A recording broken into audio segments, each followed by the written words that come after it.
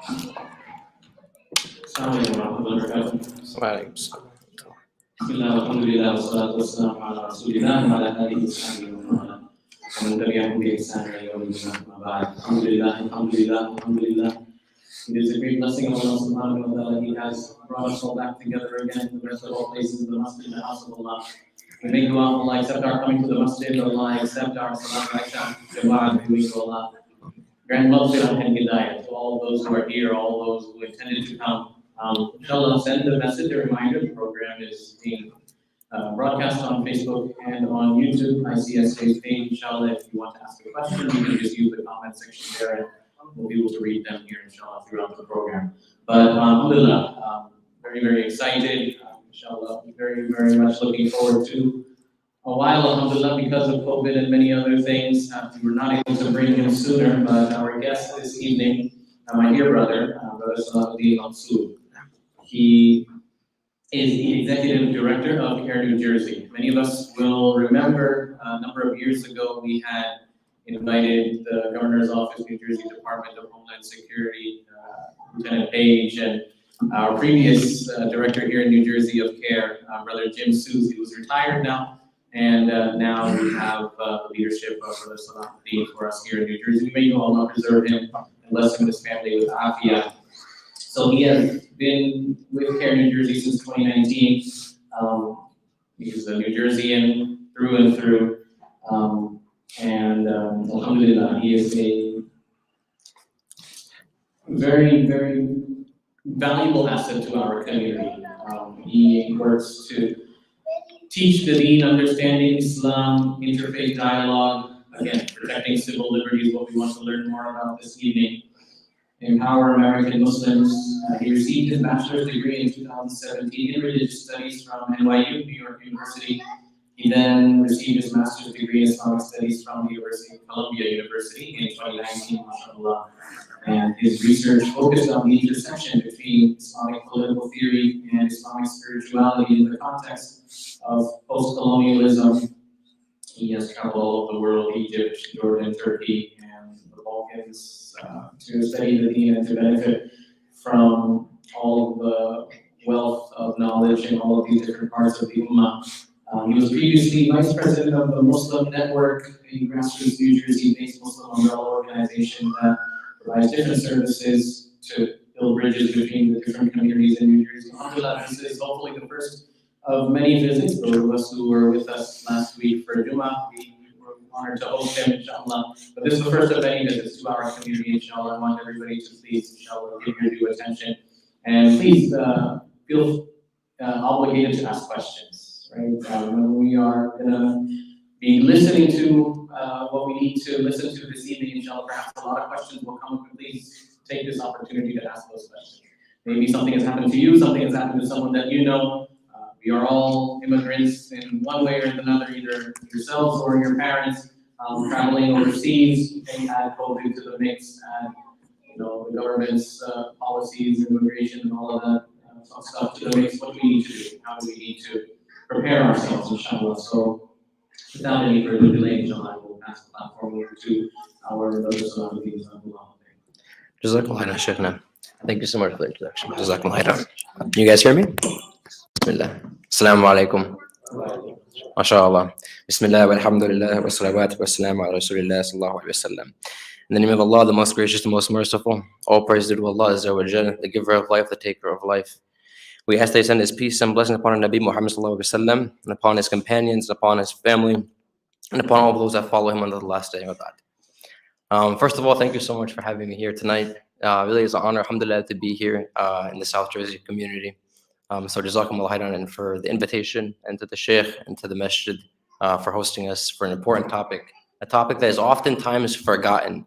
People forget about the importance of civic engagement and advocacy work as Muslims in this country. So it's important that we have an opportunity to discuss and ask questions and learn about the work that organizations like CARE and others are doing. So I'll speak a little bit about what CARE is, and then I'll give some stories, because I think through stories, it gives you the best understanding of what our work is, the impact that it has, and how people's lives are impacted by the advocacy work that we do. So CARE is, as everyone knows, the Council on American Islamic Relations. The national office is about 27 years old. It's about as old as I am. And the New Jersey office is about 14 years old. Yeah, 15, I'm sorry, 15 years old this year. Alhamdulillah. And as the Sheikh said, I've been a part of the organization for 2 years now. Actually, this month is my 2-year anniversary, alhamdulillah. And it's been an honor and a privilege to serve in this role. It's been an amazing experience to come to the masajid and give talks and see the community and work with the community. It's really the biggest blessing, in my opinion, alhamdulillah. So it's been a joy, and I am looking forward to, inshallah, continuing the work at CARE New Jersey, expanding the organization and offering more services, inshallah ta'ala. So a few things about our work. It typically breaks up into 3 categories. I'll explain this briefly and maybe share some stories, inshallah. The first category, of course, everyone knows is civil rights. Thank you. Civil rights, what is that? Civil liberties are constitutional rights, are constitutional freedoms, right? This is the founding document of our nation, is the Constitution. Everything, all of the laws are premised off of this document. When we go to court, we use the Constitution to make our arguments. So when Muslims face harassment or intimidation or discrimination, whether it's by their employers or law enforcement, or if it's in the public, or if it's really anywhere, whatever it might be, physical assault, any sort of discrimination that's on the basis of race or religion, our office offers free legal services to that individual. What does that mean? That means there's no upfront cost. There's no large, hourly rate that you have to pay. Our office, alhamdulillah, anyone that comes and asks for, even if it's a little bit of advice or launching an entire litigation lawsuit, we do not charge anyone for the legal services, alhamdulillah. This is a huge, huge blessing. It's very similar to the ACLU and other civil rights and civil liberties organizations in America. So this is the bread and butter of our work. We offer the legal services. And then there's 2 other categories, and that is advocacy and education. Advocacy is the civic engagement. It's being involved in local government. Now, the national office in DC deals primarily with federal issues and Congress, whereas the state, the New Jersey office, and the various 25 chapters nationwide deal with their local state issues. So we deal directly with the governor's office, with the assembly and the Senate here in New Jersey. And we also deal with, councilmen and members and Board of Education and the mayors and all sorts of elected officials. We deal directly with them, and we advocate for the community's concerns. So for example, something as small as halal food in the public schools. Say there's a large enough population of Muslims, and the students want to advocate for halal food in the cafeteria, like kosher food or vegetarian food. We do the same thing for our students as well. So we go to the Board of Education, we go to the superintendent, we go to the principal, and we advocate for these issues on behalf of the community. But we also do things as big as state level legislation. So that involves things that may relate to immigration, police brutality, or a bit more specific to our community. We're currently working on legislation to establish a month, what we're calling the Muslim Awareness and Appreciation Month. Many cultures and backgrounds and communities have their own awareness month. There's Hispanic Awareness Month, and many others that are celebrated in schools and community centers nationwide, really. So we're trying to do that in New Jersey. Actually, California did this already. They're the first state in the nation to do it, and they're the only state in the nation to do it. So we want to make New Jersey the second state in the nation to be the Muslim Awareness and Appreciation Month. Other legislation that we work on, for example, I'll speak about this later on, but crafting what we're calling a Muslim studies curriculum to be adopted in the public schools. This is a very big project. I'll go into this later, inshallah. So this is advocacy, right? Being involved in local government, being the voice for the community. We have to always think about how we are involved in politics to make a difference, and the need, really the obligation that's upon us as Muslims in this country to be active in these spaces in order to advocate for our concerns, right? Whether it's the Eid holiday for the schools or for our work, or all sorts of things. Of course, concerns, the list of concerns we have are long, and we always go to the local government to address these things. The third category is education. So education, there's 2 sorts. There's educating Muslims and there's educating non-Muslims.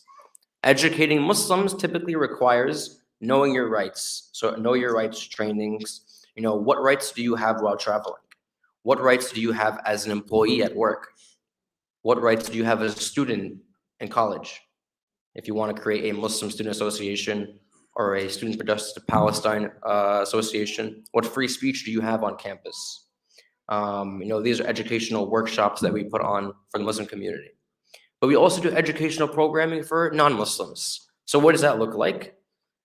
Just this past year, we did educational workshops for medical professionals, doctors that want to know more about their Muslim patients and how do we treat our Muslim patients, how do we respect them? What practices should we be cognizant of? What should we know when dealing with them? These sorts of things about the deen in our community. We also did one session for a corporation, actually Burlington Coat Factory, actually. We did a virtual session with 100 of their administrative staffers. Actually, it was their national office, I believe. And 100 of their national staffers joined the call, and we trained them on how to make their workspace more inclusive of Muslims during Ramadan. So they said, we want to know, what is Ramadan? What is this month you guys do every year where you fast? How can we make Burlington more inclusive and cognizant of the Muslims that work for our company? So they were curious, they want to know more. So this is what we do. We teach them, how to make the office space more welcoming to their Muslim employees, to make a work an enjoyable place for the Muslims to be there, and for them not to feel like outsiders, but to feel like they're a part of the company and they're respected by their employers. We also did training for law enforcement, and how to be watchful of the masjid and protect the masjid, not just spy on the masjid, because as the Sheikh mentioned, and there are others who know this as well, our community has been spied on not just by local law enforcement, but also by FBI and other agencies. So how can we work with law enforcement to educate them about our concerns and make sure that they are doing their job in protecting our community and all communities that we live in and out around? So this is educational programming. And of course, we do civic engagement in general. So what does that mean? Encouraging Muslims to vote, encouraging Muslims to be active in society, whether it's protests or writing letters to politicians, or just having a voice for the community. This means that if we're not the ones at the table participating in the conversation, then who will, right? We have to speak up for ourselves, and we have to be firm in our convictions and relay this message to those that currently hold power, whether it's politicians, lawmakers, or other community leaders in other communities, whether it's the Christian community, the Jewish community, being leaders and advocates representing the Muslim community in New Jersey.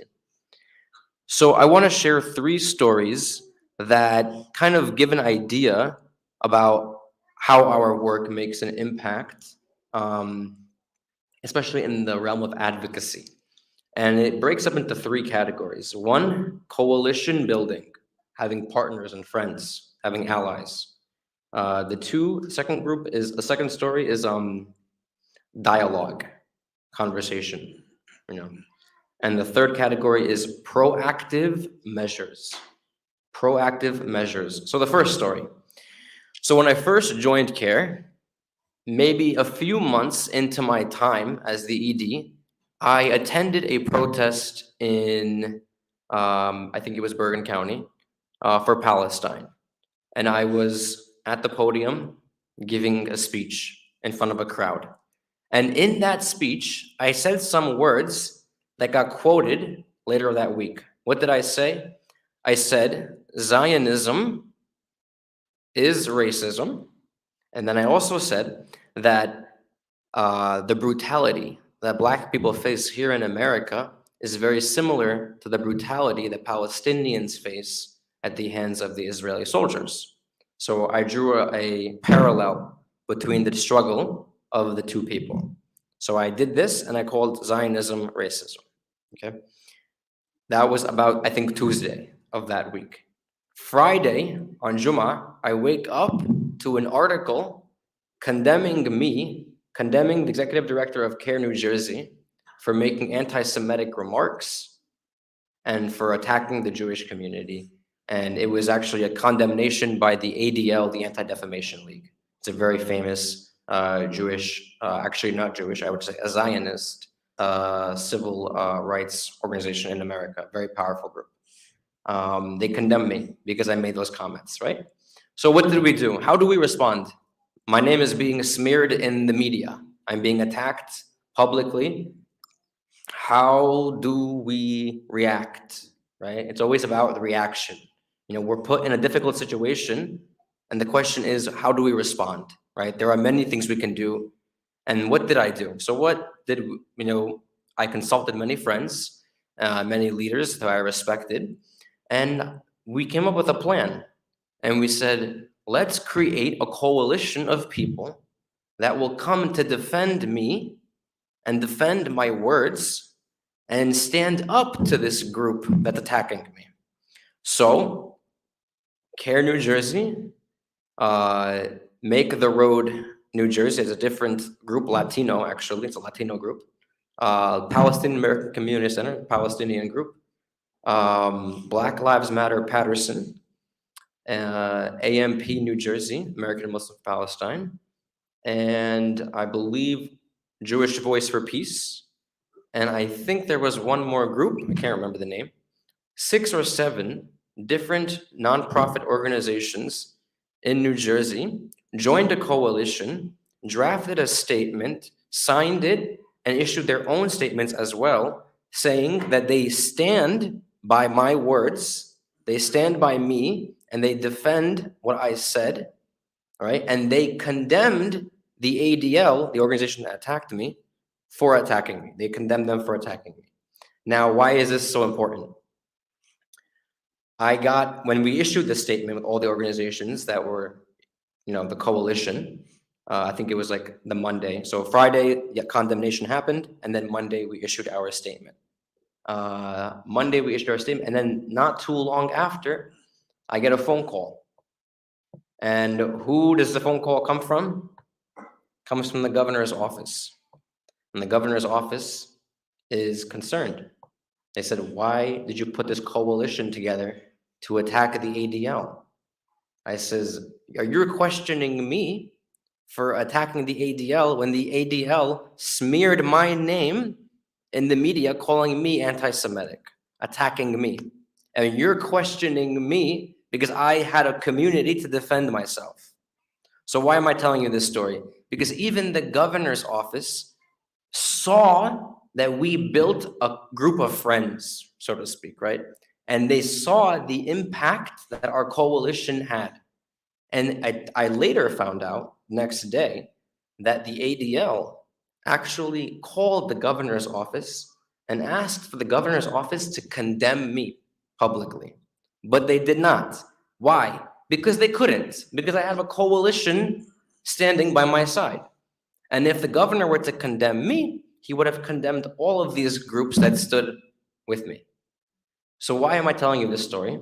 Because it's important to reach out to the community around you and build friendships, build allies and coalitions so that people can stand by you when you're being attacked for whatever it is, right? So it's important to have close ties to the people around you so that they can speak about your honor and your character and say, this man is not what you're accusing him of. This is a lie, you're smearing him. This is not true, I stand by him.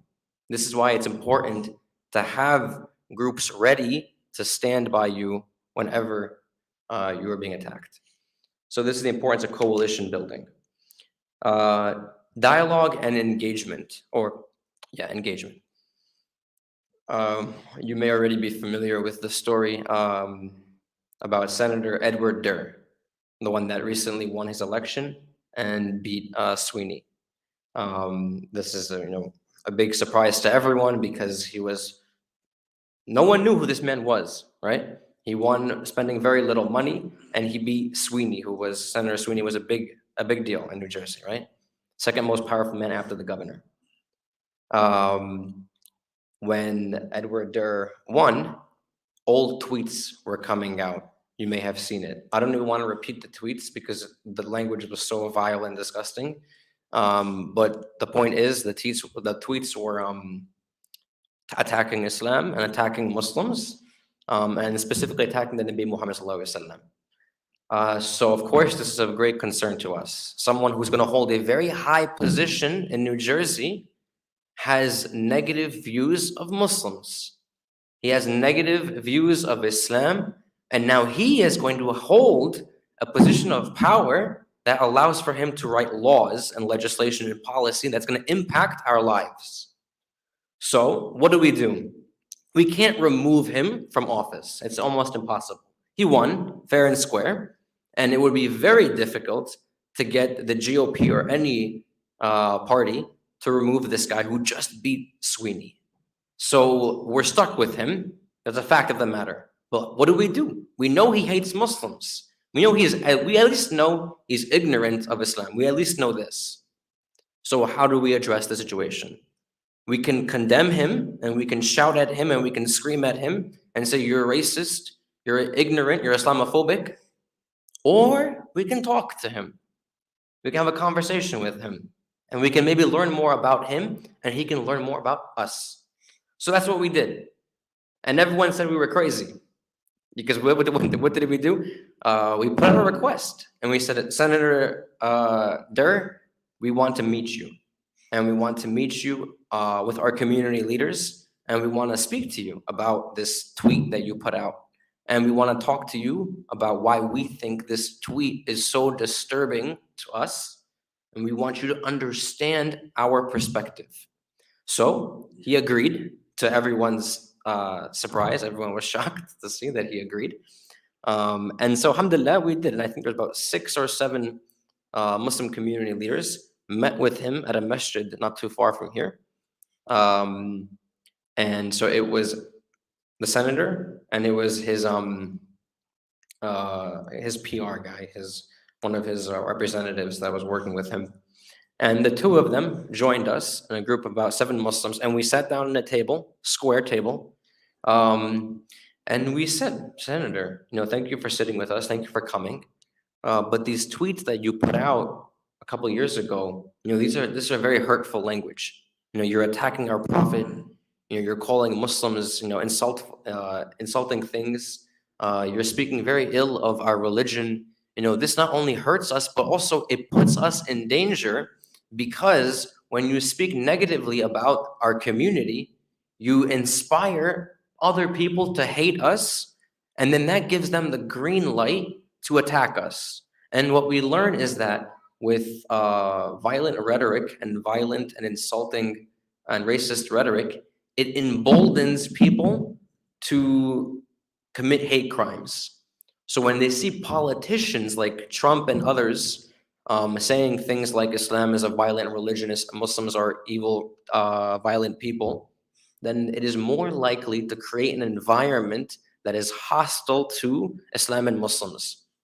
So this is why the language is so troubling coming from someone like him who has a high office. So we told him this, and he understood. Why? Because he's a human being.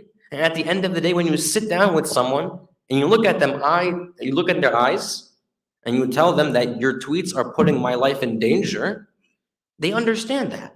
And he understood that, right? And he immediately apologized sincerely, and he also retracted the statements, the old tweets, and then he committed to working with our community, to fighting for our concerns, right? And we walked away from that meeting with a new friend who's now in a high political office. And it doesn't matter what political party he's in. It doesn't matter for us, right? We can still work with anybody if they're willing to support our community and our concerns, right? So now we're good friends with him. And interestingly enough, that day we actually gave him a Quran. I was like, here, take this, read this. I didn't know if he was going to read it or not. I don't know. We'll see. It's up to him and to decide. If Allah opens up his heart to do so, inshallah, he'll do so. Maybe 2 days later, I get a phone call from his representative who also had a copy of the Quran. And he says, Salah, I was reading this Quran you're giving me, and this book is so interesting. I was like, yeah, really? You think so? And I was very amused by his fascination of the Quran. And to me, I must admit that I did not really think too much about giving him the book. It was really something I didn't consider. Someone else gave it to him and it just happened. And I was like, sure. But now looking back, I see the significance of literally giving him a copy of the Quran, right? And now he's been reading it and he's telling me, at least this is what he tells me, that he's been reading it and he's been enjoying it. And he's like, this is a really interesting book. And I have a lot of questions for you. So next time I see you, I will ask you a few questions. And I was like, okay. Like, let me know what we can do. Maybe we'll grab the sheikh and we'll answer his questions. But this is, an opportunity for us to, learn and speak with people and break down these barriers. We don't always have to create walls, right? We can have conversations and we can learn about each other. Is he a perfect saint? Is he a perfect person now? No. But the objective was not to make him a perfect person. I'm not a perfect person. How am I going to make him perfect, right? I can't change all of his politics or his ideas, but I can open up his mind and change his perspective on our community. He also watched us pray Maghrib prayer, and he was very fascinated by that. He's like, I've never seen a Muslim pray before, So this is the first time for him. It opened up a whole new world, right? And imagine we just condemned him and said, we hate you and we'll never speak to you again. And then he was going to hate us more, right? So we opened up an opportunity to communicate and dialogue. And that's why I think it's always important to engage. Now, don't get me wrong. There are times when you cannot engage with a person. Some people, there's no talking to them. Maybe there's no way they're going to open up. And you cannot do anything, right?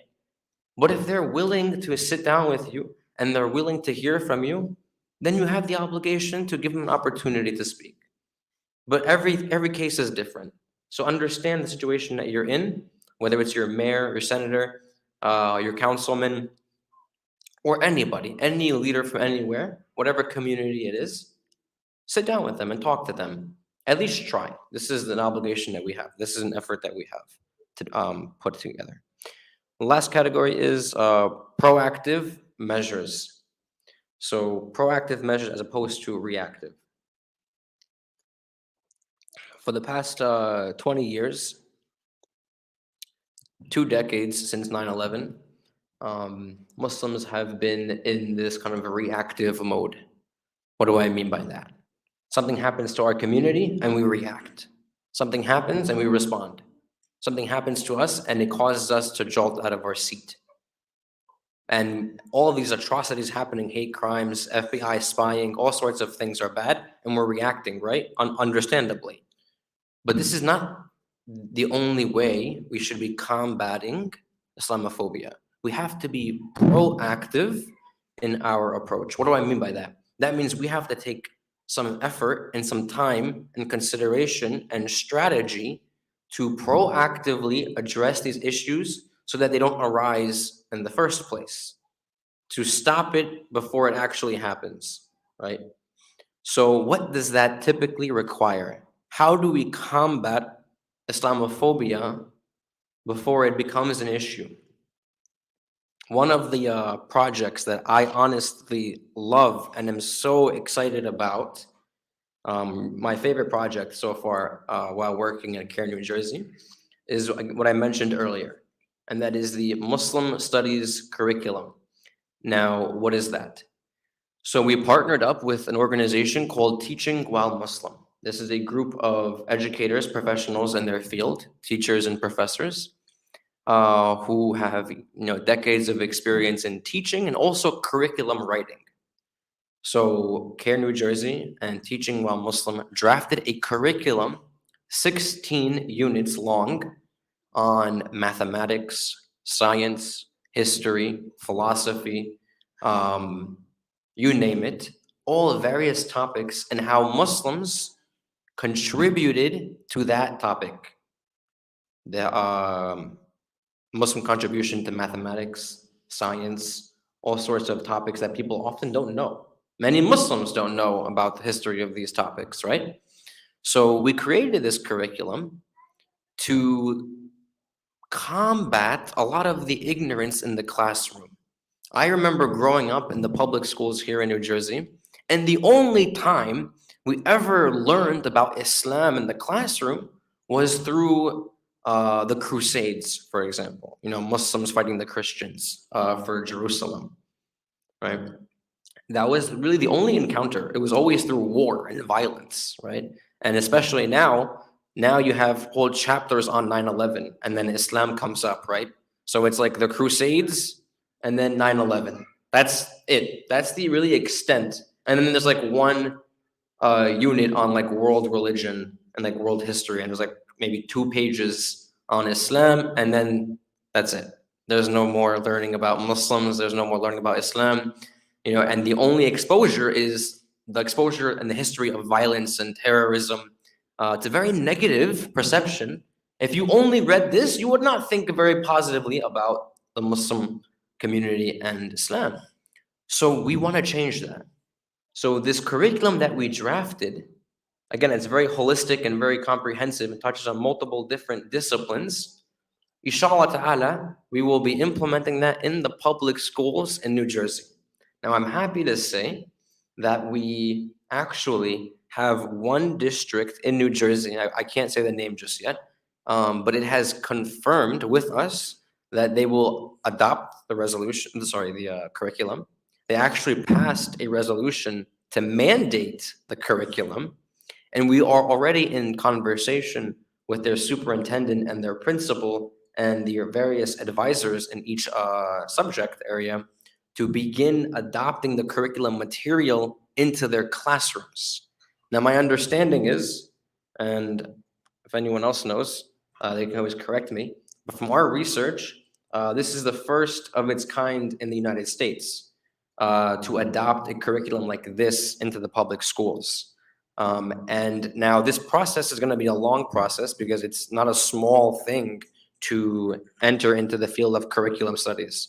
And curriculum are complicated things that lawmakers weigh in on, and it takes forever to implement. So we have a plan that we're going to roll out in the next 2-3 years, and it's going to start with a pilot program, and it's going to expand into a more comprehensive program. So bit by bit, the curriculum that we drafted by Muslims will be implemented into the district in the next couple of years, and it's actually going to start this year.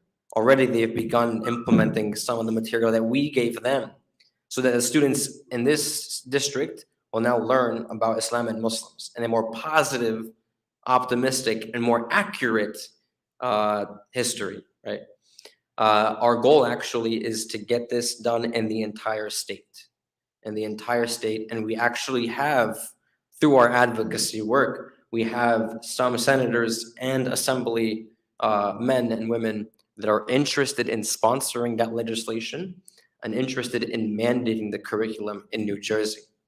Now you might be thinking, well, this kind of seems like a lot, but there are many communities that do this.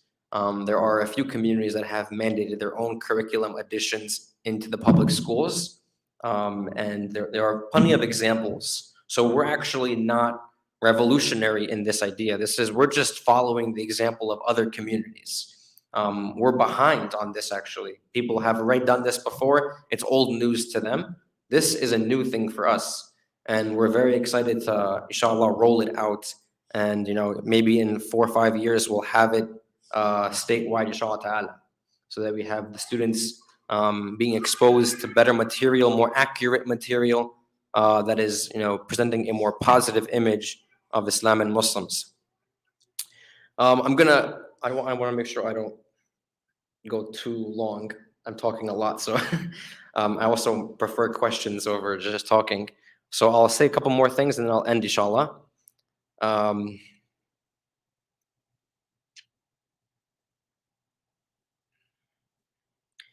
I'll just end with this, inshallah, and then if we open up for questions. There are many ways in which we can combat Islamophobia, right? And CARE does this professionally in the courtrooms and in the newsrooms, right? So we go to the court and we fight with the lawyers and litigation to defend people's civil rights or the constitutional rights that are granted to us as Americans, right? And we also do this in the newsroom, in the media, in the advocacy realm, in the public, and we fight for the community in this way as well. But all of this stuff, it's important and it's necessary that we engage in it. But really, at the end of the day, the best way to fight the ignorance of Islam and of Muslims is simply by being a good Muslim, right? And we all know this. This is not a surprise. By being a pious, a practicing, and a proud Muslim that is not afraid to share the deen with others, this is the best way. Why? If you speak to a convert or anyone that enters into the deen, they typically have a nice story to tell you, and it is typically, not always, but typically because they had a positive interaction with a Muslim. They said, this beautiful religion you call Islam, it made you, upright, noble, righteous, adab, tarbiyah, you have akhlaq, you have good manners. This is what Islam did for you. Maybe it can do the same thing for me. And then they enter into the fold of Islam. So it is by allowing Islam to manifest on your limbs and on your tongue that you can be a role model, right? A perfect example for what it means to be a Muslim. And this is why I always remind our community about looking at yourself as an ambassador for Islam in America, and being the torchbearer of Islam in America, so that others can look to you as an example of what it means to be not just a good Muslim, but also a good citizen, right? A good Muslim is a good citizen. A good Muslim is someone that gives back, right? And if we look, and I mean, bring Governor Phil Murphy here, and he will testify that our community is one of really the most giving, the most gracious, the most forward-thinking, the most engaged, right? Really, it is a community that is a model American community. And he will testify to this, and so many of the other officials, right? And we should be proud of that fact, alhamdulillah. This is an honorable thing that, we have that respect. But of course, we're a very young community compared to others. So we have a long way to go in our spheres of influence. But we can definitely get there, inshallah ta'ala. But that requires us to root our intentions and our endeavors and all our projects in the teachings of our faith and the teachings of the Quran and in the teachings of the Nabi Muhammad sallallahu alaihi wasallam, and having the right intentions, right? The intention is always the first thing. So with that, inshallah, I will open it up for questions, if that's okay. Oh, yeah. First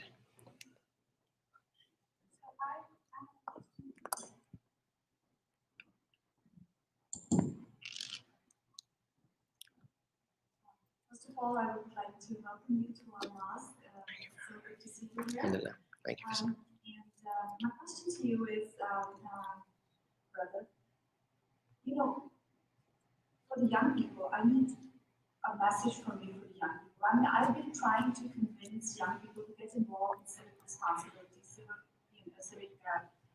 get involved, whether it's going to vote, whether it's reaching out to your neighbor or your community. But I'm not very successful because I see even the Arab American young people, they're not very engaged in the civic responsibilities, or Indian or Pakistanis or whatever, Muslims, they are happy with what they have and they are not willing to get involved more than that. Then I see their parents, they're just as not involved. So it is not much of a difference. So how can I, especially young women, okay? I really want them, I believe, to uplift them, okay? And get them educated into what goes around us. Going to school is not a big deal, okay? We need to get involved in this country. This is our country. So what would you say? How should we go about it? It's an excellent question. And the answer is in the last thing you said. This is our country, right? And what I always tell people, and this is for the youth or anyone, take ownership or feel as if you belong, right? This is our city. This is where whether you were born here or you moved here, it doesn't matter. This is your home, right? So feel a sense of responsibility to your neighborhood, right? Whether it's something small like keeping it clean, or bigger in whatever the projects one might possibly do. My point is to say, have a sense of like connection, right? And that also requires us to give the youth an opportunity to take ownership over things, right? So as someone who's still relatively young, and I always appreciate it when and even when I work with my staff, and it doesn't matter what environment you're in, give someone the opportunity to feel ownership over something, right? So instead of telling them, do this, do that, and walk away, let them take it and create something out of it with their own creativity, and give them guidance, give them some suggestions. Here's maybe a template you can use, but allow it to be your own project, or allow it to be something that you create from the ground up, right? Instead of coming top down, let it be natural, organic, right? And you just have to give that inspiration to the youth. And I know I'm speaking to rooms predominantly an older crowd, so whether you're speaking to your children, you have to, that's the way I see it, if that makes sense. I hope I'm conveying the message. But you have to give them the opportunity to flourish, and that requires making mistakes, right? So that requires being accepting of failure. How many times have I made mistakes in my role? But that's the learning process, right? And that's okay. And when I first joined, I had brother Jim Sues, who was of course older than me and had many, many years of experience. And many things that I've tried, he's like, yeah, I already did that and it didn't work. And now, but so I learned from him, but of course I do things as well. So it's like a balance, right? He teaches me, but also I might have new ideas, and he gives me that flexibility. He's like, you have flexibility. When I have flexibility and freedom, I can take ownership over it and feel like it's mine, and feel like there's a sense of reward in it. So I think that's the best way to get the youth involved. I hope that makes sense. Yeah.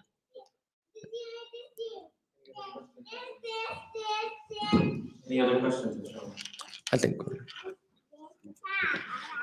When do you apply?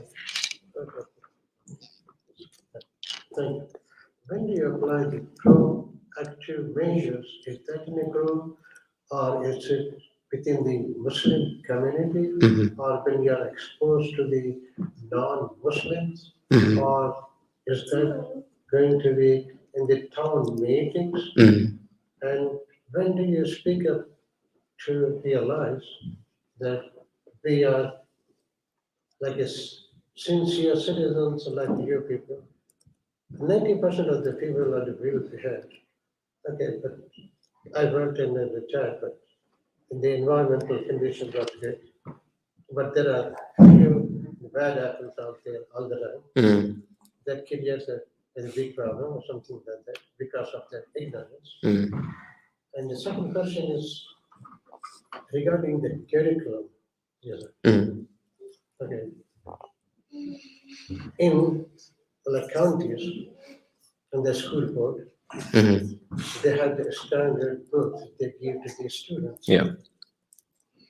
So it was great, like grade 8, 10, 7, when the Islamic history is like a part of the curriculum, a part of the history, or a part of like a social studies or something like that.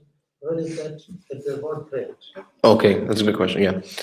So the first question, if I understood correctly, the proactive measures, right? When to implement them, when to bring them about. So I had something in mind. That's an important question. So, okay, so this is what I always say. Never wait for someone to give direction or to tell you what to do in general, right? So always take the opportunity to start initiatives on your own. Because if we wait for others to do it, then it'll never get done, right? If we just wait and wait around and you see and no one's doing anything, and we just sit there with our hands folded and we don't, we just wait for other people to do it. We cannot do that. We have to be proactive, right? So find someone that's like-minded, whatever it is whatever, it could be doing anything. So find someone that's like-minded and says, I have this thing I want to start, but I need maybe a friend or two to help me with it. And it could be in anything, right? And my point is to say, again, don't wait for others to tell you what to do. If you see there's a problem and you can address it, then you should address it, right? And you shouldn't wait for others to give you direction. Of course, consult people, look around, feel out the community, understand what the problem is, try to have a holistic understanding of it, and then find like-minded people to contribute to that issue and help you be that proactive agent that brings about the change that you're looking for in that particular issue, whatever it may be. And I'm speaking generally, but it could be applied to anything. And then the question about the curriculum. So I think I forgot to say that the curriculum is K through 12, actually. So it's from kindergarten to high school. So it's actually all grade levels, and it won't just be introduced into one class. The idea is that it'll be introduced into multiple classes. So in mathematics, it's going to say, what contributions did Muslims have to mathematics? In the various science courses, it's going to say, what contributions did Muslims have to science, whether it's, whatever, biology, any astrology, anything. And then it'll say the same thing in history, Muslim history, empires, various sorts of things, and even philosophy too. How did Muslims have contributions in philosophy, all sorts of things. So it'll be in various different subjects, and it'll be in all of the grades. That's the goal. That's the ultimate goal, inshallah. I hope that was answering the question. Yeah. The mathematics for the grades 7, 8, and 9, Mm-hmm. because my grandchildren are there. Mm-hmm. So I see the mathematics problem, nothing is mentioned, because the math is so advanced, like in the schools, like the Muslim mathematicians were good at that time, but not in 20th century. It's just talking about the history of the Muslim mathematicians. Yeah. In the history, Yeah. They had their own standard book. Yeah. For the grade 7, grade 8. Yeah. There could be a chapter for the like a Palestinian, like a Right.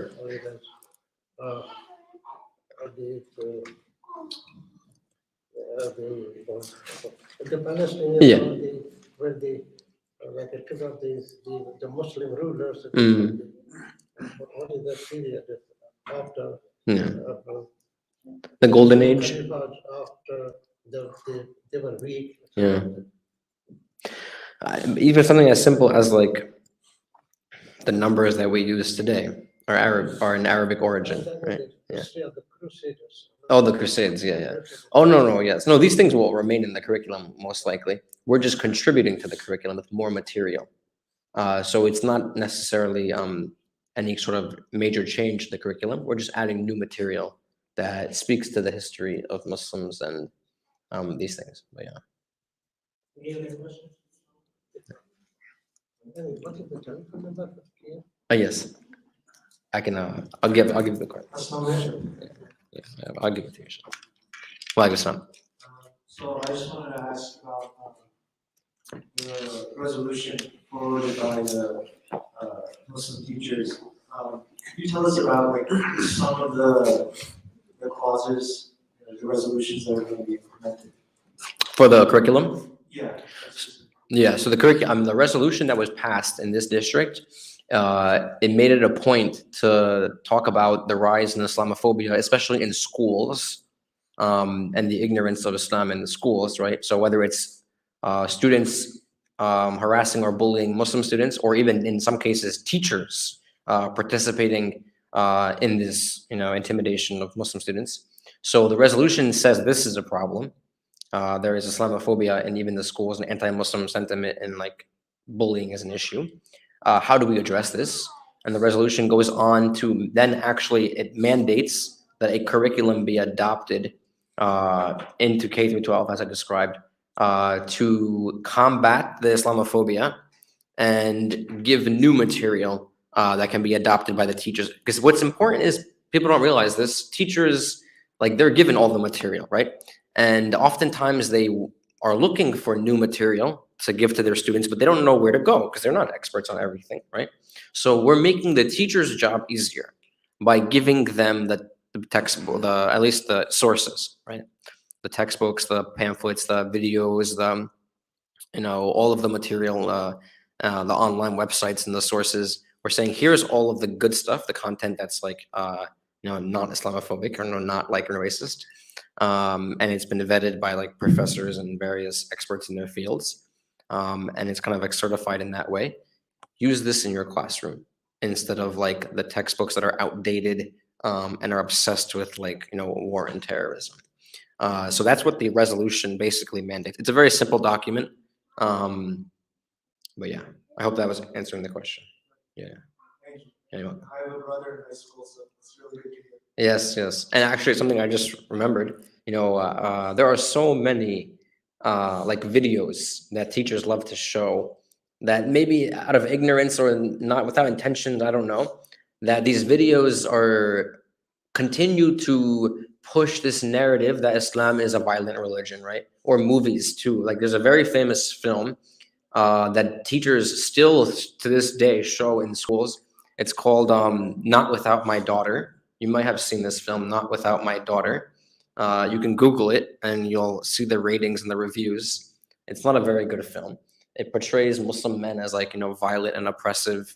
And these videos are shown in the classroom. And it's like, why are teachers showing these things?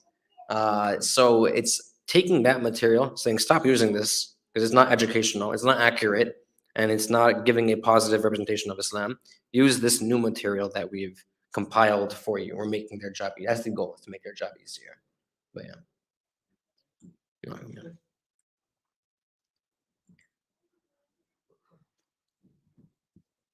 Salaedin. Wa alaikum salam. Thank you very much for a very informative discussion here. First question, House just passed today the Combating International Islamophobia Act. Yes, And I see that being circulating around social media, everybody's congratulating, but I don't think we have any idea what that actually means for us. Could you please explain a little bit on that? Of course, alhamdulillah. Thank you for asking that. It's a good topic. So it's actually great news. House Representative Ilhan Omar, who was repeatedly attacked by conservative politicians across the country, has introduced legislation that, if it passes, would mandate the creation of an envoy or a sort of like cohort of experts to investigate Islamophobia globally, right? So what anti-Muslim atrocities are happening around the world? Unfortunately, the list is very long, right? We might immediately think of China and what's happening with the Uyghurs in Kashmir and in India and the far right-wing government of Modi and the attacks against the Muslims in this region. And of course, in Israel against Palestinian Muslims. We might think of Myanmar with the Buddhist government, the far right-wing Buddhist government that is unfortunately persecuting Muslims in their country as well. And then there are others. The envoy, the objective is to investigate, learn more about Islamophobia globally. What are the numbers? Who are the actors? What's happening? And understand how we can combat it. So it's more like a big research project. And they have similar envoys for anti-Semitism, to research anti-Semitism globally. So this is basically, if it were to pass, it would just be an opportunity to learn more about which governments or which groups are persecuting Muslims for their faith, and learning again about the numbers. At the end of the day, it always boils down to numbers and what exactly is happening. And when you have a better understanding of the situation, then you have a better understanding of how you should address it and how you should combat it and create a solution to it. So to better to be a resource to the people in need, whether it's in Kashmir or in China or elsewhere. So we're happy to say that Senator Cory Booker of New Jersey and Senator Bernie Sanders and Senator, I'm forgetting the third senator, they brought the resolution to the Senate.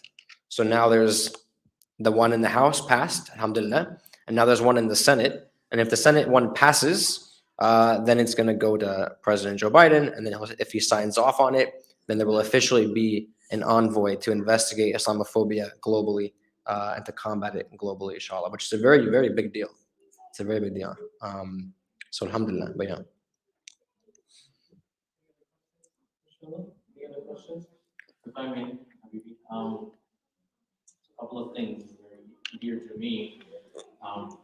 But how do we go about anything that happens as far as accommodation for Jummah for people who wear hijab, beard, and employers not cooperating? If there's a case study present, or just how to do it the right way, and what would CARE's role be in that?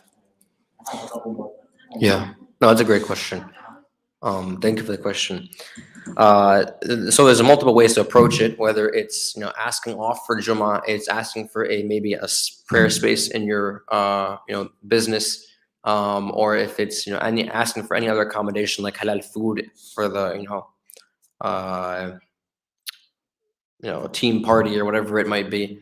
The first step at the end of the day, remember, is so that we're all human beings, right? So speak to your employer first, have a conversation with them, and just say, hey, me and a couple other Muslims maybe, we're interested in having, a small space so we can pray, once or twice a day for just a few minutes. Would you allow this? And most often, the employer is understanding and reasonable and will say yes, most of the time. Not always, unfortunately, but most of the time, they will accommodate if you have a reasonable request, right? Or for Jummah, same thing. Many employers will give that 30 to 45-minute opportunity for you to go for Jummah on Fridays. And same thing for food and all sorts of things. Ask them. Just have a conversation. This is the first approach, right? And most of the times, they will accommodate. If they don't, and unfortunately, we've seen that there are cases where employers don't, that's when you call us. And the question is, what does CARE do in that situation? Typically, it's us now dialoguing with the employer and asking the employer to accommodate and showing them the laws that are granted to us, not only as citizens of America, but also as New Jerseyans. So there's New Jersey law is unique, and it's probably one of the strongest in the in civil rights law. At least according to my attorney, she's very proud of the fact that she gets to litigate in New Jersey because the civil rights laws are the strongest in the nation, right? So there are many laws granted to you as a resident of this state, especially in the realm of employment and being in the office. And employers have to accommodate to a reasonable extent. That's always the word that's used, to a reasonable extent, right? If you're asking for like 2 hours for Jummah, it's probably not going to give you that.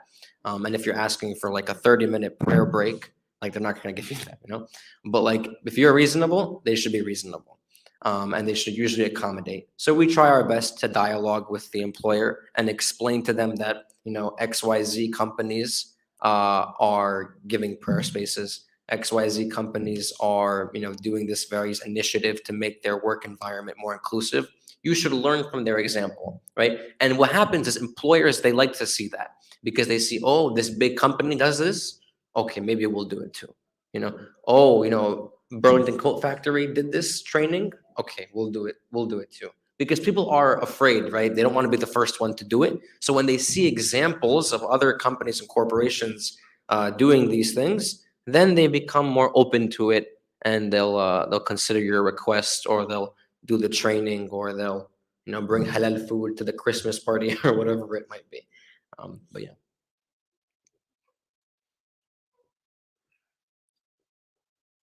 Any other questions?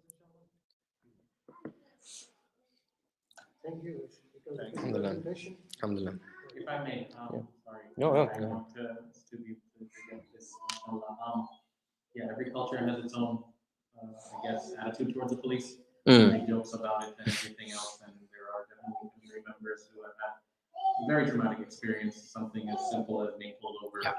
Is like you start to sweat and things like that. Yeah. But remind us when law enforcement contacts us or comes to our home, Mm. okay, letting them in. What do we do? How do we go about it? What are our rights in that regard? Inshallah. It's a very important question, and it's an important topic. Unfortunately, there are so many stories that I can share, but one that really sticks with me, that really, it's very disturbing to think. And the thing is, it still happens to this day, and people don't always know it because it's not always in the news. But still to this day, the Muslim community continues to be harassed by FBI agents. And there's one story in particular that I'll share with you without sharing the name of the person. This is an imam from New Jersey who was driving late at night with his family and wherever they were going to their destination, driving on the highway. He was pulled over and by an unmarked vehicle. And we later found out that the people who pulled him over were FBI agents. And they essentially pulled him over and they interrogated him on the side of the road. And they essentially, asked him to become an informant. And when he said no, this is all happening pulled over on the side of the road. When he said no, they threatened him and they said, if you don't cooperate, then you will be held responsible if anything were to happen. And they offered him financial compensation. They said, we'll even pay you to do these things. We'll pay you to spy on your masjid. We'll pay you to report back to us, so on. He's like, absolutely not. He's like, I'm not going to, do these things you're asking me to do. This is going to, betray the trust of my community. And this is going to, this is not, I have the right to, not engage in these things. And then again, they threatened him and they said, if anything were to happen in your community, we would come to you and we would, hold you accountable. So these things, they still happen. And Muslims are still, interrogated and are asked to, spy on their community and asked to be informants. Entrapment cases still happen. These things are still a reality. So what do? The moment you are stopped by FBI or by law enforcement that's interrogating you, asking you questions, asking you to be an informant or whatever it might be, even if it's something small, you think, oh, I'll just answer the question. No, you have to say, look, I'm not going to answer your questions. I have the right to not answer your questions. So here's this card. Call CARE New Jersey. You can call the number on the card. They represent me. You can say these things, right? So they know when they see CARE New Jersey, they already know who's CARE, right? Because we speak to them like on a weekly basis. So when you say this, they'll back off. Typically, they back off because they know this logo and they know the name, right? And if they keep continuing to come to you, right, you have to, obviously, you would call us immediately, right? This happens. You say, call CARE. They represent me. And don't answer any questions, obviously. Don't answer any questions. And call us. Let us know, just so that we can keep that for our record. And ultimately, our advice would be to you is to not answer any questions. And if they do come back, we've seen FBI come to people's, jobs, the place of employment, to their homes, to their masjid, to everywhere. You name it, the FBI will find that person and they will start interrogating them and they'll pop up anywhere. You can expect them to come anywhere. So we advise you not engage with them for your own safety, really, because this is actually a small fact that people don't know. The FBI can lie to you. They can. This is allowed. They can do this. They can lie to you and they will tell you things that are not true in order to get something out of you. But if you lie to an FBI agent or you mistakenly say something that's incorrect, out of pressure, you're sweating, you don't know what's going on, and you're afraid, you're confused, and you speak something that might not be true entirely, this actually is a crime. And they can actually arrest you for what they think is a lie, right? And so it's very important that you don't engage in conversation with them for your own safety and for the safety of others too. Because many times they'll ask about names and family and friends and this and that. And what happens is you give them one name, XYZ person I know. Now they go to that person and then they bother this person. And then they ask that person for a name, and then they go to a different person, and they harass another person, and it goes on and on and on. I know one case where we had one brother, his entire family, one by one, each of them got knocked on the door by the same FBI agent because they kept giving each other's names and they kept like harassing everyone. At the end of the day, there was nothing wrong. The family didn't do anything illegal. Nothing was an issue. There was no problem at all. But the FBI agent is doing his job. And at the end of the day, most government agencies, they have a quota, right? They have like this, we have to hit so many people and do so many things. And they just are just trying to get numbers like police officers, right? So many agencies have the same thing, right? So their just job is to harass and intimidate. And that is unfortunately the case. Don't engage. Give them our cards, say call care, and don't bother me again. Of course, be respectful. Don't be rude and slam the door in their face. But yeah, never engage in conversation with law enforcement. I mean, with like police officers, of course, you're getting pulled over because you're speeding. That's your fault. That's a different story. But FBI or if they come to your door, of course, this is something that you should never engage in. But yeah. Last question, I know you're running out of time, but what are Customs and Border Protection allowed to ask you as a U.S. citizen, and what are they not allowed to ask you? Yeah. Again, you get nervous at that time, tired, Yeah. whatever, but Yeah. what are they allowed to say? What are they not allowed? What do we need to look out for? No, it's an important topic. Unfortunately, still to this day, we see people that are detained at JFK, Newark Airport. In many cases, I've seen at least this year, 2 cases where 2 people were held for nearly 6 hours at the airport. They're American citizens. They were born and raised here, and they have family here.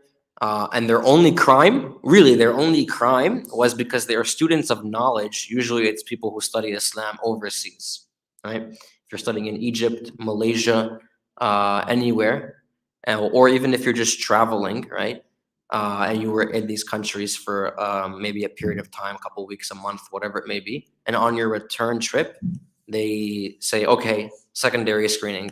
Maybe it's random, whatever excuse they might give.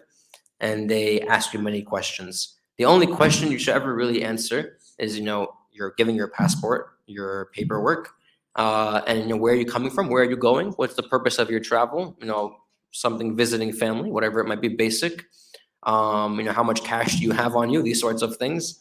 My grandmother, she brings jelly and jam from Turkey. So she always has to disclose that information, right? So these are the things that you have to share with them. But if they're asking you questions like, which scholar do you follow, or which madhab do you follow, or what do you think about Trump, or what do you think about 9/11? These are questions that we've heard people being asked. What do you think about feminism? What do you think about liberalism? What do you think about all of these things, Salafism? These are all inappropriate questions that you should never answer. Right? Why are you asking me these questions? I'm an American citizen. I shouldn't be interrogated in this way. Who cares what I think about Trump or feminism or Joe Biden or whatever? It does not matter. You should never answer these questions because out of principle, out of constitutional rights, you shouldn't engage in these conversations. And they know it's illegal to ask these questions, but they still do because people will answer. And I understand that it's always difficult, right? Like you're traveling, you're tired, you want to go home, you want to like sleep, you want to see family. But if you have the time and the energy, my suggestion always is to not answer the questions. And never give your cell phone. Never give your cell phone. They should not take your cell phone, but they will ask and they will repeatedly bother you and say, give me your phone, give me your laptop. No, it is against the law for them to take it because they download information. I had a friend, he gave the cell phone and then they were going through the pictures and there was a picture of Iraq, but it was like an old picture from the Ottoman Empire, right? And they said, what is this? Like, what is it? Like, just a picture of Iraq. Like, why do you have this on your phone? And they're asking him questions. Like, is it illegal to have a picture of Iraq on your phone? So these are ridiculous things that happen to people. It's not worth engaging in the conversation. just say, I'm not going to answer your questions. I told you where I'm coming from, where I'm going, the purpose of my travel, what I have with me and my belongings. Here's my passport, here's my information. Like, can I go? Am I being arrested or am I being detained? No? Okay, I should go now, right? And if that happens to you, you have to contact us immediately. Once you're detained, really, there's no way for us to really get you out of that detention. It's very difficult to, because once you're in there, we can't really talk to you. It's very difficult. But I'll say this and I'll end. If you are someone that repeatedly gets detained, or you know someone that gets repeatedly detained, and you just know every time you travel it happens to you, let us know. Because there's paperwork that we can fill out that can help stop that, or at least mitigate the frequency that you are stopped. So please do let us know, inshallah, if that happens to you. And inshallah, there's actually a lawsuit right now that CARE National is litigating in court. They call it the watch list case, where there's a long list of names, thousands of names, where the majority of them are Muslim names, right? And these people, they just get stopped every single time, right? And we're fighting that case in court, calling this watch list discriminatory and unconstitutional. You're arbitrarily stopping people with Muslim names for no reason. This is against the Constitution, it's against the law. So that's an ongoing case that CARE National is spearheading. But again, if you have these issues, please do contact us. And I have my cards so anyone else wants, inshallah. But yeah. But jazakumullah khairan. Again, please share our program, the recording of it, inshallah, is available. Please take this contact meeting before you leave, inshallah. We have dinner downstairs, inshallah, ready to take home, or you can stick around and have it downstairs, inshallah. We may go out and listen to inshallah. Anybody has any questions, inshallah, you can contact me. I can connect you to Brother Salaedin, please. Inshallah, if you want to follow, stick around for a short while, inshallah, and then inshallah, we will see everybody again third weekend of January, inshallah, during the holidays. Everybody stay safe, inshallah. Make dua for the masjid, make dua for Brother Salaedin and his family. And here in New Jersey, please support. Please support, inshallah. This is our organization, inshallah. I know, it's been a difficult 18 months, but still, inshallah, these are our rights. These are our brothers and sisters, inshallah. Please support institutions like CARE, inshallah. They are doing excellent work for the Ummah. May Allah support them. Deserve them. And give us all so much tawfiq, so much tawfiq, so much tawfiq. Assalamu